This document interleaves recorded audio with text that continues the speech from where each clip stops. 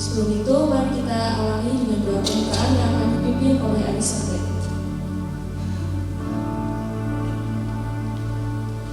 Terima kasih Tuhan, kembali kami di hadapan Tuhan. Sejak menyembah Kau Bapa, kami ingin menaikkan firman-Mu Bapa. Kau hadapi kami Tuhan.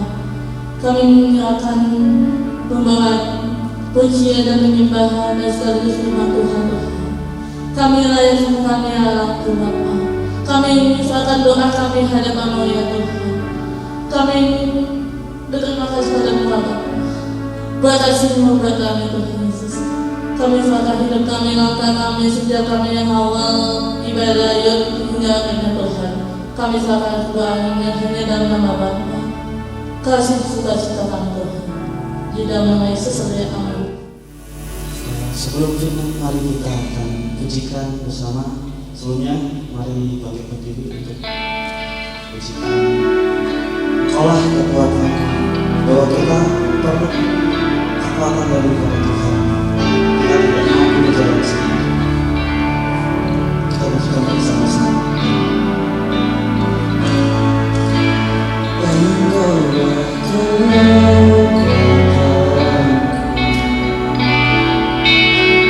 tempat perlindunganku saat badai menerpa. Aku tak akan goyah. Aku tak akan goyah. Sebab Kau sertaku sejauh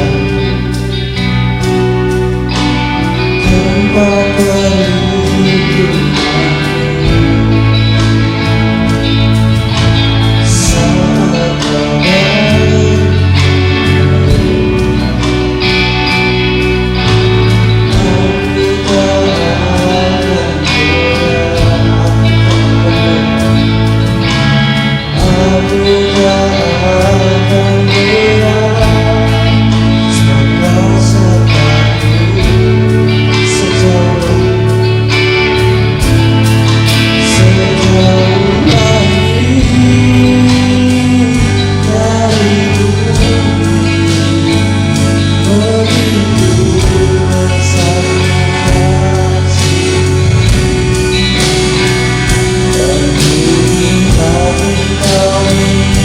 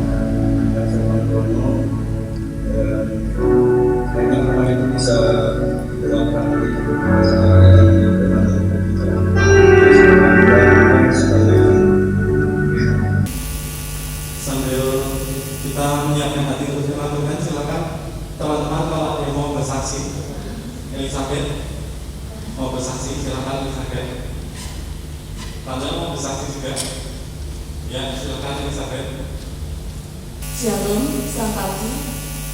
Puji nama Tuhan. Hari ini saya bersaksi untuk penuhi hati saya pagi ini.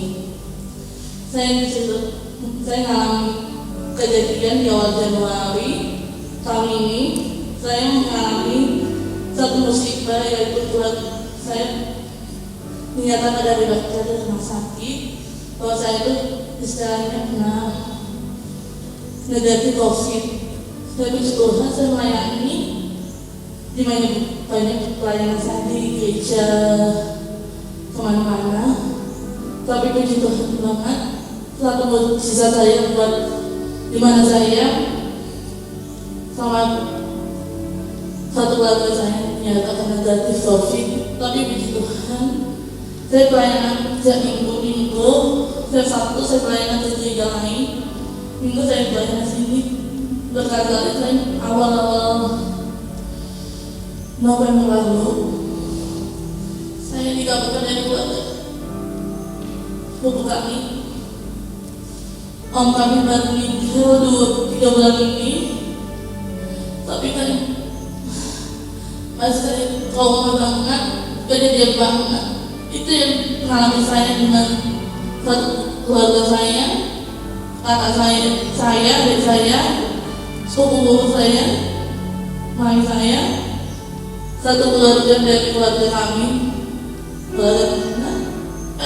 kami berdoa bersama-sama keluarga. Kami berdoa untuk om kami untuk menuju rumah surga. Tapi Tuhan menyatakan terima kasih. Itu buat saya untuk melanjutkan pelayanan beliau, di mana beliau sangat memberkati saya banget. Sebelum saya tidak ke Semarang, saya ngomong keluarga saya di Medan, saya ngomong mereka, Tuhan ini kenapa terjadi buat saya? Satu kelimpahan saya, musibah banget saya dengan keluarga saya mengalami musibah besar. Tapi puji Tuhan, tapi Tuhan menyatakan saya melanjutkan misi Tuhan buat saya untuk melanjutkan pelayanan dari om saya 2009 lalu.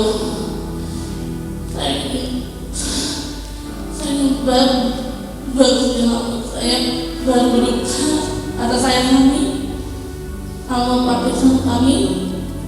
Gimana Pak, saya meninggal bukan saya sendiri, tapi kalau saya kasih sayang suara kita kepada Bapak saya untuk bicara, untuk mendengar kasih sayang baru lagi. Kami saya percaya Tuhan Yesus ada di hati saya. Kali ada saya, kali main mami saya percaya Tuhan Yesus segalanya buat saya.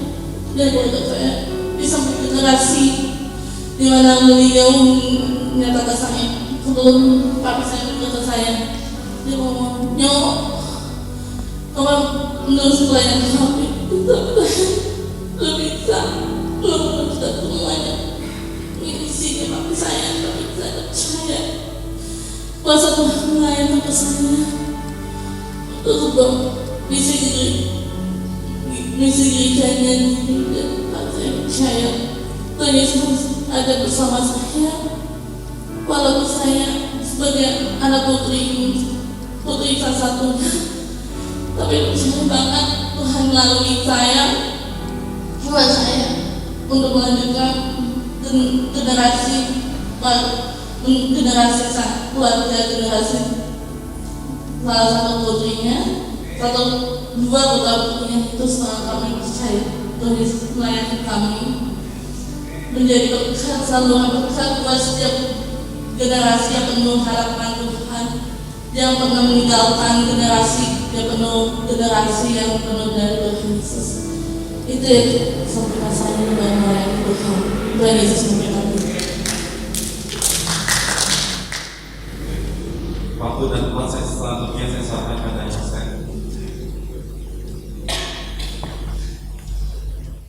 Tema hari ini yang diberikan kepada saya, apakah semua dosa diampuni?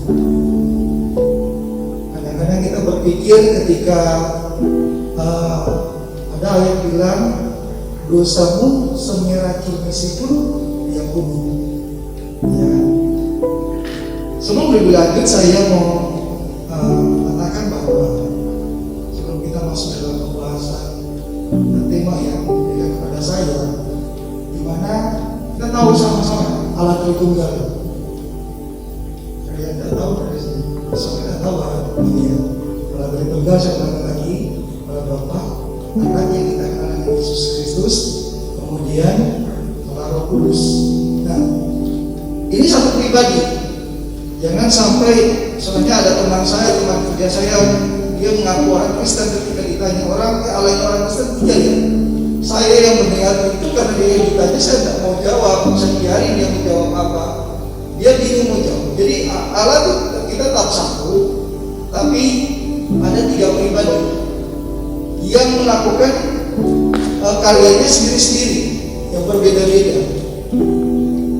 Ya, jadi itu yang jadi pembahasannya. Saya akan masuk di dalam apakah semua dosa diampuni. Nah, di sini ada ayat yang kita buka bersama-sama aja di dalam Matius pasal 12 ayat 30 sampai 32. Demikian firman Tuhan, saya akan membacakan kepada kita semua. Siapa tidak bersama aku, ia melawan aku. Dan siapa tidak mengumpulkan bersama aku, ia mencerai-beraikan. Sebab itu aku berkata kepadamu, segala dosa dan hujat manusia akan diampuni, tetapi hujat terhadap Roh Kudus tidak akan diampuni. Apabila seorang mengucapkan sesuatu tentang anak manusia saya katakan itu Yesus Kristus, dia akan diampuni. Tetapi jika dia menentang Roh Kudus, dia tidak akan diampuni. Di dunia ini tidak, dan di dunia yang akan datang pun tidak. Itu satu ayat yang kita lihat lagi. Kita lihat lagi ada satu ayat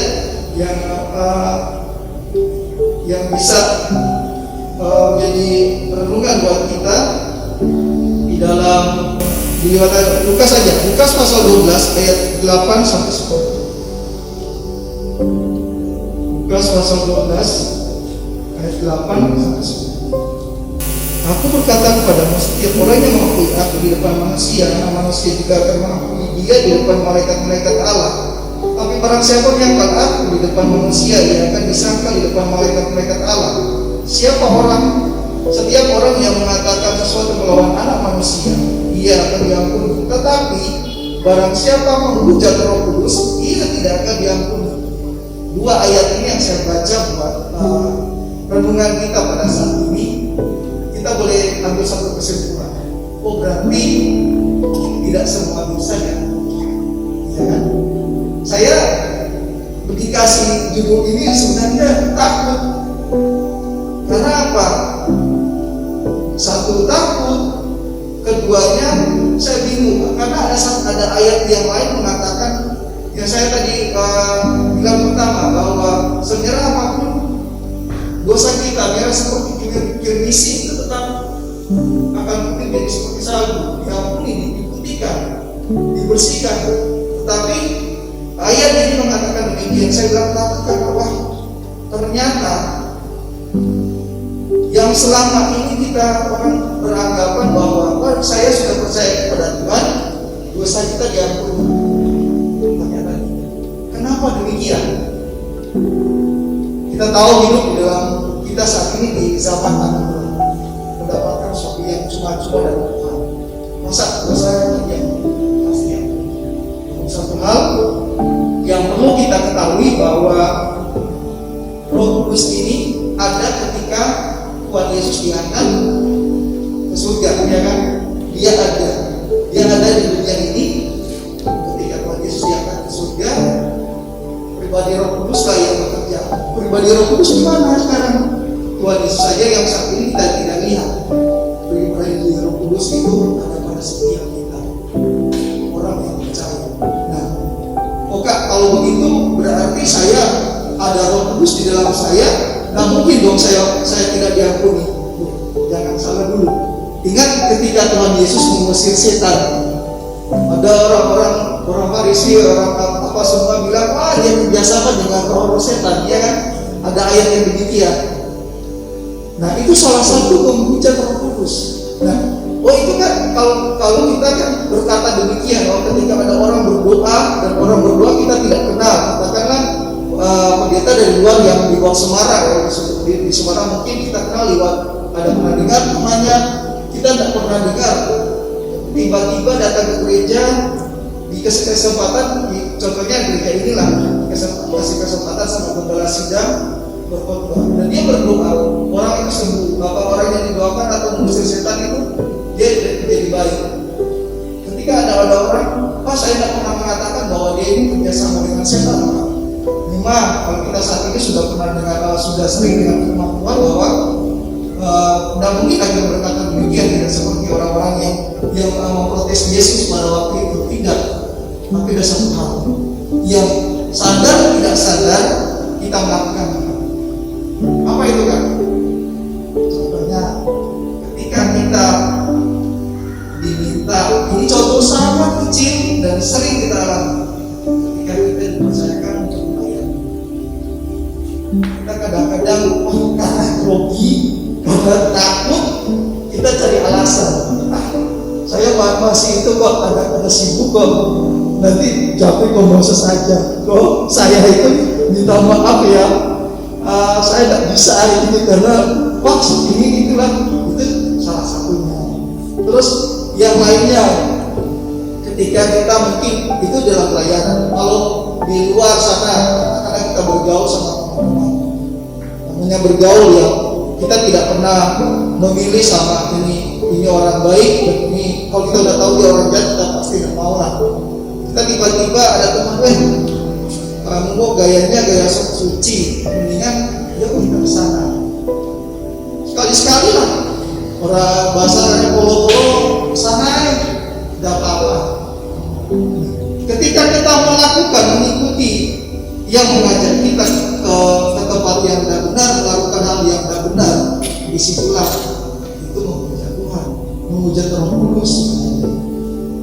Nah, dibilang saat kita sudah baca bersama-sama bahwa ketika kita menghujat Roh Kudus, bisa tidak diampuni. Yang bilang bukan saya, tapi kita sudah baca gitu. Jadi jangan orang bilang, wah saya sudah disucikan, saya sudah mendapatkan ampunan, jadi saya berbuat ini saya ingat. Orang mau bilang kita ada di zaman anugerah, saya pasti dapat anugerah yang salah. Tuhan akan ketika ada pada waktunya Tuhan akan bertanya kepada kita, kenapa bukan? Kalau kita alasan saya diajak ke Tusok, dan kita dapat kebiasaan kalau kita manusia itu sudah salah cari kambing kita. Oh ini karena dia, kita bukan anak kecil lagi. Mungkin usia kita memang remaja atau muda, tapi di dalam Tuhan kita bukan hanya sekedar kita remaja secara fisik ini. Kita belajar menanjak kepada kedewasaan. Semakin kita dewasa rohani kita, semakin itu inilah yang saya boleh berikan pagi hari ini, bahwa ada dosa yang tidak diampuni. Kita sudah diam. Kita memang secara tidak langsung menghujat Roh Kudus seperti orang-orang Farisi tadi. Oh itu tidak. Tapi ketika kita tidak mengikuti apa yang diinginkan Roh Kudus, karena Roh Kudus itu ada di dalam pribadi orang, setiap orang, baik itu orang yang percaya, itu benar-benar tinggal itu ada di orang yang percaya. Orang yang belum percaya pun akan mengalami jamahan Roh Kudus. Contohnya ya, saya waktu di sini buat kakak saya bawa tetangga saya itu muslim, ada yang pakai jubah mungkin masih ingat. Itu kalau tidak salah pokoknya sakit lah. Itu suami istri, itu sembuh orang Batak. Tapi sekarang kami itu di zaman Tuhan benar. Tapi karena Roh Kudus tidak ada pada mereka, dan karena mereka itu bukan orang yang percaya kepada Tuhan, jadi mungkin ya mereka tetapi kita sebaliknya, kita yang mungkin tidak mengalami hal yang demikian, tapi Roh Kudus itu ada selalu kita. Yang orang percaya, Roh Kudus kita punya. Jadi hati-hati buat kita. Justru kita ini orang yang mengaku Kristus, yang mengakui Tuhan yang kita sembah itu akan cenderung banyak berbuat kesalahan kalau kita tidak mengikuti keinginan Roh Kudus selama ini. Jadi ada sesuatu kira-kira baik apa enggak? Itulah satu renungan buat kita. Lakukanlah apa yang baik, apa yang benar, agar kita tidak sia-sia, kita tidak masuk ke dalam rumahnya dosa yang tidak diampuni. Jadi teman-teman, buat saya kita semua nilai ini renungan singkat kita akhir ini. Mari kita berdoa. Terima kasih ya Tuhan, Engkau begitu baik mengajarkan kepada kami semuanya, di mana setiap kami mungkin merasa sudah ditebus dosa-dosa kami lewat penebusan yang luar biasa oleh Yesus Kristus. Namun ada satu hal yang kami lupakan. Seringkali kami Tuhan menyakiti, menukarkan Roh Kudus, Roh yang ada di dalam kehidupan kami, Roh yang Kau tempatkan dalam kehidupan kami. Tuhan, saat ini biarlah kami mau dikuatkan, kami mau belajar, kami boleh memahami. Ketika kami mau melakukan hal yang tidak berkenan kepada Tuhan, kami akan berhenti dan kami tidak akan melakukannya, agar kami tidak akan mengalami satu dosa yang tidak diampuni. Dan tolong kami memberkati setiap kami, sekolah kami, kuliah kami, pekerjaan kami, orang tua kami, dimanapun kami berada, bersama-sama kami. Kami mengucap syukur ya Bapa, dalam nama Yesus kami berdoa. Sekian aja untuk ibadah youth minggu depan. Tetap sama di tempat ini jam langsung setelah selesai ibadah umum ya. Ajak teman-teman yang belum bergabung bersama dengan kita bisa ikut minggu depan bersama dengan kita. Oke, terima kasih untuk doa berkat. Saya undang kita semua untuk bangkit berdiri, kita memohon berkat dari Tuhan. Terima kasih Tuhan untuk lawatan-Mu yang kami rasakan, hadirat-Mu yang kami rasakan di tempat ini Tuhan. Sebab kami hadir di tempat ini, kami percaya bahwa saat ini Engkau ada bersama dengan kami Tuhan. Tuhan berkati teman-teman Tuhan, setiap kami yang hadir di tempat ini Tuhan. Berkati kami dalam pekerjaan kami, berkati kami dalam studi kami Tuhan.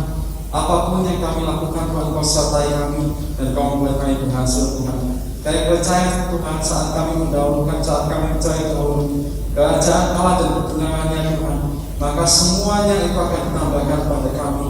Kami percaya Tuhan bukan hanya berkat-berkat jasmani yang telah Kau sediakan buat kami Tuhan, tapi berkat-berkat rohani, damai, sukacita, penguasaan diri melimpah atas kami Tuhan. Berkati setiap kami teman-teman di Tuhan, pakai setiap kami generasi-generasi muda di tempat ini Tuhan, untuk menjadi saksi-Mu, menjadi saluran berkat-Mu, menjadi saluran kasih-Mu dimanapun kami berada. Terima kasih Tuhan Yesus, haleluya, amin. Terima kasih teman-teman sekalian.